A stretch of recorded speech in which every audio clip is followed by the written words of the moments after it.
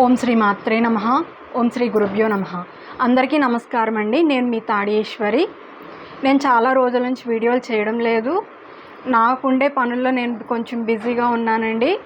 అయితే ఈ మధ్య ఏంటంటే నేను కొంచెం నేర్చుకుంటున్నవి కూడా జనాలకి నాకు చెప్పాలని అనిపిస్తూ ఉంటుందండి. అందుకే వాట్సాప్ గ్రూపుల్లో కొంచెం పేరాలుగా పెడుతుంటే నాకు ఇదిగా అనిపించి ఈ 2 మాటలే కదా, ఒక చిన్న వీడియో చేసేస్తే అయిపోద్ది కదా అని ఒక చిన్న ఆలోచన వచ్చి మరలా నేను వీడియోలు మొదలుపెట్టడం జరిగిందండి. అయితే ఈరోజు నేను చెప్పబోయే విషయం ఏంటంటేనండి, ఈ మధ్య కాలంలో చాలామంది గుళ్ళని ధ్వంసం చేసి పడేస్తున్నారు. ఎక్కడ పడితే అక్కడ గుళ్ళని ధ్వంసం చేసేస్తున్నారు. చాలా ఇదిగా తయారు చేస్తున్నారు. ఒకడైతే మొన్న మలమూత్రాలను కూడా విసర్జించాడు. వాడితోనే ఆ తర్వాత అదంతా కూడా క్లీన్ చేయించారనుకోండి. కానీ గుళ్ళని ఎవరైతే కాలితో తన్ని ఎవరైతే విధ్వంసం చేస్తున్నారో వాళ్ళకి ఎలాంటి శిక్షలు వేస్తారో తెలుసా అండి? ఈ కథ మనకు గణేష పురాణంలో కనిపిస్తుందండి. గణేష పురాణంలో అండి ఒక కథ ఉంది. ఒక వల్లభుడు అనేటటువంటి ఒక రాజుగారు ఉన్నారనమాట. ఆ రాజుగారికి కమలాదేవి అని ఒక భార్య ఉంది. లేక ఒక కొడుకు పుట్టాడు. ఆ కొడుకు కూడా ఎలా పుట్టాడు అంటే, వాడికి పుట్టుకతోనే మర్రగుజ్జువాడు, పైగా మోగ, చెవిటి, ఈ అవయవాలన్నీ కూడా అష్టవంకర్లు అన్నమాట. అసలు మాటలాడలేడు, వినలేడు, తినలేడు. అవయవాలన్నీ అష్టవంకర్లు. ముక్కు వంకర, మూతి వంకర, చెవి వంకర, కాళ్ళు వంకర, అన్ని అవయవాలు వంకరే. పైగా పొట్టివాడు, గూనుంది, బొజ్జుంది. ఇంత దరిద్రంగా వాడు పుట్టడం జరిగిందనమాట. అంటే పుట్టడం అంటే మన చేతుల్లో ఏం ఉండదు కదండి. అది కూడా కర్మ ఫలితమే. ఇంతకీ వాడు మూత్ర విసర్జన కూడా ఎంతో అసహ్యకరమైనటువంటి వాసన వచ్చేది. వాడి ఎక్కడ ఉంటే అక్కడ చెమట కంపు అనమాట. అంత దరిద్రమైన జన్మ వాడికి వచ్చిందనమాట. ఈ రాజుగారికి రాణిగారికి ఏం అర్థమయ్యింది కాదు. మనకేంటండి ఇటువంటి కొడుకు పుట్టాడు, వీడిని ఏం చేయాలి అని చెప్పి ఎంతోమంది ఆ రోజుల్లోనే వైద్యుల్ని పిలిపించారు, మంత్రసానుల్ని పిలిపించారు, మంత్రాలతో బాగు చేయమని ఎందరికో చెప్పారు. ఎవ్వరూ ఏది చేయలేకపోయారు. ఎన్ని ఔషధాలు వాడినా వాడి మీద ఎలాంటి ప్రభావము చూపించలేదు. వాడు ఎలా ఉన్న పిల్లాడు అలాగే ఉన్నాడు. ఒకరోజు తండ్రి విసిగిపోయి ఈ తల్లి కొడుకులని ఇద్దరిని, మీ వల్లే నా బతికి ఇలా తయారైపోయింది, మీరిద్దరూ ఇంట్లో ఉండొద్దు, పొండి, నాకు అసలు మనశ్శాంతి లేదు ఇంట్లోని అని చెప్పి తల్లి కొడుకుని ఇద్దరిని బయటికి గెంటేస్తాడనమాట. పాపం కొడుకు ఏం చేస్తాడు, ఆ తల్లి మాత్రం ఏం చేస్తుంది, కావాలని కన్నదా? లేదు కదండి, కావాలని కనలేదు. కానీ ఇంకేం చేస్తుంది, కొడుకున చంపుకోలేదు. 12 ఏళ్ళు గడిచిపోయినాయి. ఆ పిల్లాడిని అలాగే చంకలో ఎత్తుకొని పాపం ఆవిడ బట్టల్ని, ఆ పిల్లాడి బట్టల్ని అలాగే వీపుకు కట్టుకొని ఆవిడ లాగుతూ ఒక ఊరికి మధ్యలో ఎక్కడికో దూరంగా పోయి, ఎక్కడో అడవిలో చివరన ఎక్కడో ఒక మారుమూలన ఒక పల్లెటూరు ఉంటే ఆ గ్రామానికి పోయి అక్కడ ఒక శిథిలమైపోయిన శివాలయంలో తలదాచుకునేదన్నమాట. అక్కడ రాణిగారు కదా, ఎంత అవస్థ వచ్చిందంటే భిక్షాటన చేసి కడుపు నింపుకోవాల్సి వచ్చినటువంటి పరిస్థితులు వాళ్ళకు వచ్చాయన్నమాట. ఇదంతా కూడా కర్మ ఫలితమేనండి. ముందు వస్తుంది. అయితే ఆవిడ భిక్షాటన చేసి ఇలా కడుపు నింపుకునేది. అలా కొన్ని రోజులు గడిచింది. ఒక 6 నెలలో, ఒక సంవత్సరమో గడిచిన తర్వాత ఒక మహానుభావుడు చక్కగా జటాజూటం అది కట్టుకొని, రుద్రాక్షలు ధరించి, చక్కటి పంచ కట్టుకొని ఒక మహానుభావుడు శిథిలమైపోయిన శివాలయానికి వచ్చి పూజ చేస్తున్నాడనమాట. ఆ పూజ చేస్తున్నప్పుడు ఆయన ఒంటి నుండి ఒక సువాసన వచ్చింది. ఆ సువాసన ఈ తల్లి కొడుకుకి తగిలిందనమాట. ఆయన ఒంటి నుండి వచ్చిన సువాసన తగలగానే ఈ కొడుకు చక్కటి ఆరోగ్యవంతుడైపోయి, చక్కటి రూపవంతుడైపోయి, మరలా అందరి మనుషుల్లాగానే చక్కగా మాట్లాడుతూ, నడుస్తూ, తిరుగుతూ అంతా చాలా చక్కగా అయిపోయిందనమాట. వాళ్ళిద్దరూ చాలా మాయేమో అని అనుకున్నారు. కానీ ఆ మహానుభావుడితో వెళ్ళి మాట్లాడదాము అంటే ఒక్క రెప్పపాటు క్షణంలో ఆయన మాయమైపోయాడు. ఎవరో తెలీదు ఆ మహానుభావుడు. కాబట్టి వీళ్ళిద్దరూ కూడా ఏమో ఏం జరిగిందో ఏంటో అని చెప్పి భగవంతుడు మాయలా ఉంది ఇదంతాని అని చెప్పి తల్లి కొడుకులు చాలా ఆనందపడిపోయి ఇంకా ఎలాగో తండ్రి గెంటేశాడు కాబట్టి అక్కడే భిక్షాటన చేస్తూ ఉంటే ఈలోపు అక్కడ ఒక బ్రాహ్మణుడు ఒక పంతులు గారు ఉన్నారనమాట. ఏమిటమ్మా నీ కొడుకు నిన్నటి వరకు అలా ఉన్నాడు, ఈరోజు ఏంటి ఇంత అందంగా మారిపోయాడు, ఇది ఎలా సాధ్యమైంది అని అడిగితే, ఏమోనండి పంతులు గారు మాకు కూడా ఏం అర్థం కావడం లేదు. నా కొడుకు నా కొడుకు నిన్నంతా చూస్తే చాలా బాధగా అనిపించింది. నిన్ననే ఒక మహానుభావుడు వచ్చాడండి. ఆ మహానుభావుడు శివుడికి పూజ చేస్తున్నాడు. ఆయన శరీరం నుండి వచ్చిన గాలి మా శరీరాన్ని తాకిన వెంటనే నా కొడుకు ఆరోగ్యం బాగైపోయిందండి అని అంటే, ఆయనేమో ఆ పంతులు గారు కొంచెం దివ్య దృష్టి గలవాడనమాట. కాబట్టి ఆయన ఏం చేశాడంటే, అలా కాదమ్మా, నీ కొడుక్కి నయమైంది అంటే అది మామూలు విషయం కాదు. కాబట్టి నీ కొడుకును బాగు చేసిన ఆ మహానుభావుడు ఎవరో మీరు తెలుసుకోవాలి అంటే, నా దగ్గర ఒక మంచి గణేష మంత్రం ఉంది. ఆ మంత్రాన్ని చక్కగా మీరు రోజు 40 రోజుల పాటు పారాయణం చేసి ఉపవాసంతో ఒక్క పూట మాత్రమే తిని ఉపవాసంతో ఉండండి. చక్కగా దీక్ష పట్టండి. మీకు ఆ మహానుభావుడి గురించి తెలుస్తుంది అని చెప్తే, అప్పుడు ఆ మహానుభావుడి గురించి ఆయన మంత్రాన్ని ఇస్తే వాళ్ళు అది దీక్షగా పారాయణ చేసి 40 రోజుల పాటు చక్కగా ఉన్నారనమాట. అప్పుడు విఘ్నేశ్వరుడు ప్రత్యక్షమయ్యి వాళ్ళకి దర్శనమిచ్చి, ఒరేయ్ నీకు దర్శనమిచ్చింది, నీ ఆరోగ్యం బాగు చేసింది నేను కాదురా, నీకొక గురువున్నాడు. ఆయనే నీ ఆరోగ్యాన్ని బాగు చేశాడు. కాబట్టి నువ్వు ఆయన్ని స్మరించి ఆయన దగ్గరికి నువ్వు వెళ్ళి నీ గత జన్మ రహస్యం ఏమిటో తెలుసుకొని నువ్వు ఎలా ముక్తిని పొందుతావో అది ఆలోచించు అని చెప్పి విఘ్నేశ్వరుడు అదృశ్యమైపోయాడనమాట. కాబట్టి వీళ్ళు ఆయన ఎవరో తెలుసుకొని అక్కడికి వెళ్ళి ఆయన ఆయన ఆయన పాదాల దగ్గర పడిపోయారు. ఆయన పేరు ముద్గలుడు అనమాట. ముద్గల మహర్షి ఆయన పేరు. ఆ ముద్గల మహర్షి దగ్గరికి వెళ్ళిపోయి, స్వామి ఏంటి స్వామి నాకు ఇంత దుస్థితి వచ్చింది, నాకు అసలు నిజంగా చచ్చిపోవాలనిపించేది, నాకు అంత దౌర్భాగ్యాన్ని అనుభవిస్తున్నాం మా తల్లి కొడుకులు ఇద్దరముని, కానీ మీ వల్లే నా కొడుకు ఇలా బాగుపడ్డాడు. కాబట్టి అసలు ఏం జరిగింది తండ్రి, నా కొడుక్కి నాకు ఇటువంటి దుస్థితి ఎందుకు వచ్చింది అని వాళ్ళు అడిగితే, అప్పుడు ఆ ముద్గల మహర్షి చెప్తున్నాడనమాట. ఏమని అంటే, అమ్మ ఇదంతా మీ పూర్వజన్మ కర్మ ఫలితం అమ్మ. పూర్వజన్మల్లో ఒకప్పుడు ఈ పిల్లవాడు కళ్యాణుడు అనేటటువంటి ఒక వర్తకుడు. ఆ వర్తకుడికి నువ్వు భార్యవి. కాబట్టి ఆ వర్తకుడు నువ్వు ఆ జన్మలో మీ ఇద్దరికి ఒక గొప్ప విఘ్నేశ్వరుడు భక్తి కలిగినటువంటి ఒక కుమారుడు ఉండేవాడు. వాడు పుట్టుకతోటే విఘ్నేశ్వరుడు భక్తి కలిగినటువంటి వాడనమాట. వాడు ఏం చేసేవాడంటే, చిన్నప్పటి నుంచి కూడా అక్కడ పక్కనే చుట్టుపక్కలున్న అడవిలోకి వెళ్ళిపోయి ఒక చిన్న పుల్ల ముక్కలు తీసుకొని ఒక చిన్న మందిరాన్ని ఒక కొబ్బరాకులతోటి తాటాకులతోటి అలా ఏర్పరిచి ఒక చిన్న విఘ్నేశ్వరుని తీసుకొని వచ్చి పూజలు చేస్తుంటే ఆ పక్కనున్న చుట్టుపక్కల పిల్లలు కూడా అది చూసి ఆకర్షితులవి ఆ పూజలు అవి కూడా చేసేవారు. అంతేకాకుండా ఆ పిల్లాడు ఒకరోజు ఉపవాసం ఉంటే ఆ పిల్లలందరూ కూడా ఉపవాసం ఉండేవారనమాట.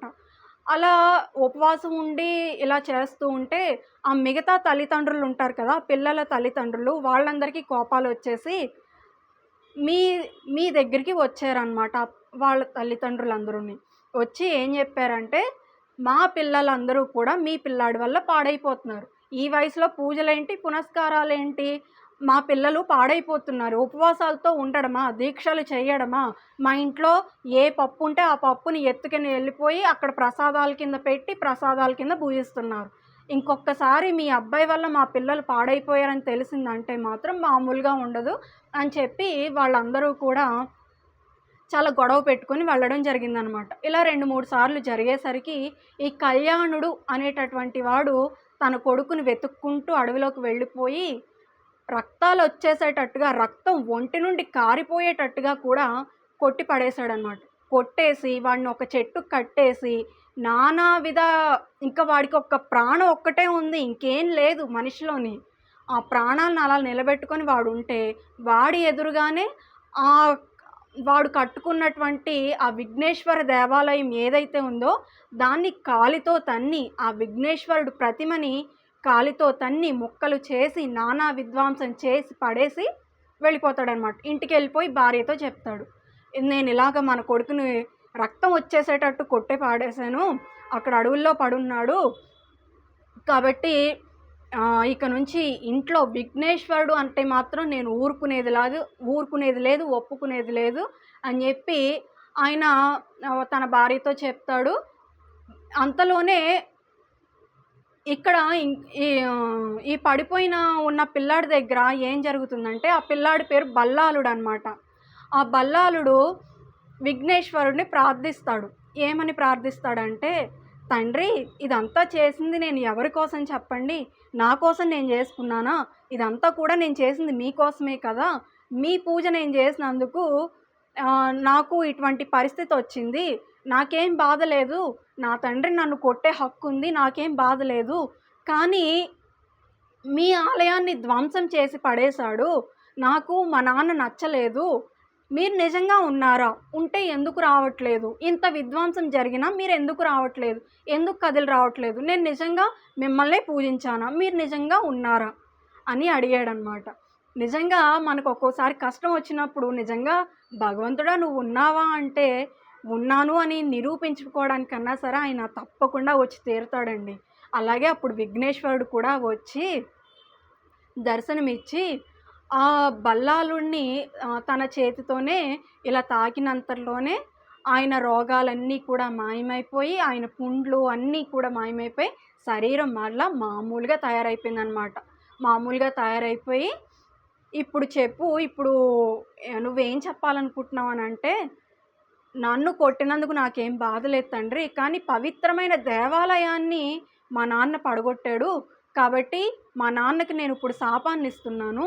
మా నాన్న గుడ్డివాడు, మూగవాడు, చెవిటివాడు, మూగవాడు, పొట్టివాడు, గూనివాడు, ఇన్ని అవస్థలతో వంకర శరీరంతో ఉండాలి అని చెప్పి శాపం పెడతాడనమాట.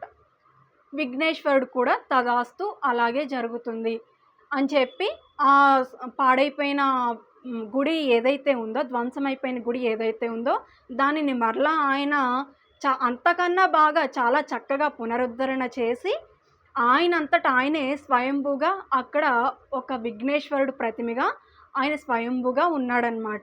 ఇక నుంచి బల్లాల విఘ్నేశ్వరుడిగా నేను కీర్తింపబడతాను అని చెప్పి ఆయనకు ఒక వరాన్ని ఇచ్చి ఆయన అదృశ్యం అయిపోతాడనమాట. ఆయన అదృశ్యం అయిపోయిన తర్వాత అక్కడ చూస్తే వెంటనే ఇక్కడ శాపం పెట్టిన వెంటనే అక్కడ అతని తండ్రికి వెంటనే ఆ రోగాలు పట్టుకొని పీడిస్తూ ఉంటాయన్నమాట. తల్లికి అర్థమవుద్ది, ఆహా ఇప్పటి వరకు ఈయనకి ఎటువంటి రోగం లేదు, కానీ ఇప్పుడు ఇటువంటి రోగం వచ్చింది అంటే అక్కడ జరిగిన పరిణామానికే బహుశా ఈయన ఇలా అయిపోయాడనమాట అని చెప్పి వెంటనే కొడుకుని వెతుక్కుంటూ అడవికి వెళ్ళిపోయి అక్కడ కొడుకుని కలుస్తుందనమాట. కొడుకుని కలుస్తుంటే ఆ కొడుకు దగ్గర ఆ కొడుకు శరీరం మీద ఒక దెబ్బ కానీ, వాత కానీ ఏమీ లేకపోయేసరికి తల్లి ఆశ్చర్యపోయి, ఇదేంట్రా నాయనా మీ తండ్రి నిన్ను చితకబాదేశాడు, రక్తం వచ్చినట్టు కొట్టి పారేశానని చెప్పాడు, నువ్వు చూస్తే బాగున్నావు అని అడిగితే, లేదమ్మా నన్ను నిజంగా తండ్రి గారు కొట్టారు, కానీ నేను విఘ్నేశ్వరుడిని ప్రార్థించాను, ఆయనంతట ఆయనే వచ్చి నా పుండ్లన్నీ పోగొట్టి నా శరీరాన్ని బాగు చేసి మరలా ధ్వంసమైపోయిన గుడిని బాగు చేసి ఆయనే స్వయంభూగా వచ్చి కూర్చున్నాడమ్మా, నేను ఆయనకే పూజ చేస్తున్నాను అని చెప్తాడనమాట. మరి మీ తండ్రి అలా అయిపోయాడురా ఏంట్రా అని అడిగితే, నేనే ఇలా శాపం పెట్టాను అని చెప్తాడనమాట. అయ్యయ్యో అలా అనకు నాయనా, ఎంత కాకపోయినా ఆయన మీ తండ్రి, కాబట్టి కొంచెం దయ చూపించు అనంటే, లేదమ్మా నన్ను కొట్టినందుకు నాకు ఏ బాధ లేదు, కానీ దేవాలయాన్ని విధ్వంసం చేసి పడేశాడు, అటువంటి వాడు మహాపాపాత్ముడు, కాబట్టి అతను పాపం అనుభవించి తీరాల్సిందే అని చెప్తాడనమాట. అది కాదురా నాయనా, ఎంతైనా ఆయన మీ తండ్రి, అప్పటికి శాప విమోచనం అంటూ ఉండాలి కదా, కాబట్టి మీ తండ్రికి ఎప్పుడు శాపం పోతుంది అని ఆయన తల్లి అడిగితే, అప్పుడు ఈ బల్లాలుడు చెప్తాడనమాట, తండ్రి బతుకున్నంత కాలం కూడా అలా మర్రగుజ్జులాగా వంకర్లు తిరిగిన శరీరంతోనే ఉండి చచ్చిపోతాడు. చచ్చిపోయిన తర్వాత పైలోకాలకి పోయి నరకానికి పోయి కొన్ని శిక్షలు అనుభవిస్తాడు. కొన్ని శిక్షలు అనుభవించిన తర్వాత ఆ తర్వాత జంతు జన్మల్లోకి వెళ్తాడు. జంతు జన్మల్లోకి వెళ్ళిన తర్వాత ఒకసారి మనిషి జన్మ వస్తుంది. ఆ జన్మలో కూడా నువ్వు వల్లభుడు అనేటటువంటి ఒక రాజుకి భార్యగా నువ్వు కమలాదేవి అనే పేరుతో నువ్వు పుడతావు. మీ ఇద్దరికి కూడా నీ పూర్వజన్మ భర్తే నీ కొడుకుగా ఈ జన్మలో పుడతాడు. వాడు అష్టవంకర్లతో పుడతాడు. అష్టవంకర్లతో పుట్టి వాడి మలమూత్రాలు దుర్వాసన, వాడి చెమట దుర్వాసన, వాడి ఎక్కడ ఉంటే అక్కడ కంపు, వాడి గూను వంగిపోయి ఉంటుంది. ఇలా రకరకాలుగా చెప్పి వాడు 12 ఏళ్ల వరకు కూడా ఆ నరకాన్ని అనుభవిస్తూనే ఉంటాడు. వాడికి సరిగ్గా 12 ఏళ్ళు వచ్చేసరికి ముద్గల మహర్షి ఒక శిథిలమైపోయిన శివాలయానికి వస్తాడు. అక్కడ మీరిద్దరూ ఉంటారు. ఆయన శరీరం నుండి వచ్చి గాలి తగలగానే నాన్నగారికి ఆయనకి తండ్రి గారికి నయమైపోతుందమ్మా. అప్పటి వరకు ఈ శాపం భరించక తప్పదు. చేసిన పాపం అప్పటితో పోతుంది, అప్పటి వరకు పోదు అని చెప్తాడనమాట. కాబట్టి చూసారా అండి, దేవాలయాన్ని విధ్వంసం చేయడం ఎంత ప్రమాదకరమో. ఇప్పుడు ఎక్కడ చూసినా దేవాలయాలు విధ్వంసం చేసేస్తున్నాడు. మొన్న ఒక దుర్మార్గుడు అయితే అమ్మవారి ముఖం మీద కాలు పెట్టి తన్నాడు. అమ్మవారి గుళ్ళో మలమూత్ర విసర్జన చేశాడు. ఔరంగజేబు లాంటి వాళ్ళు అయితే ఈ పాటికి నరకంలో శిక్షలు అనుభవిస్తూనే ఉంటారు నాకు తెలిసి. ఎందుకంటే ఔరంగజేబు మామూలుగా విధ్వంసం చేశాడా, కాబట్టి మనం చేసుకున్న కర్మ ఫలితం మనల్ని వదిలిపెట్టదండి.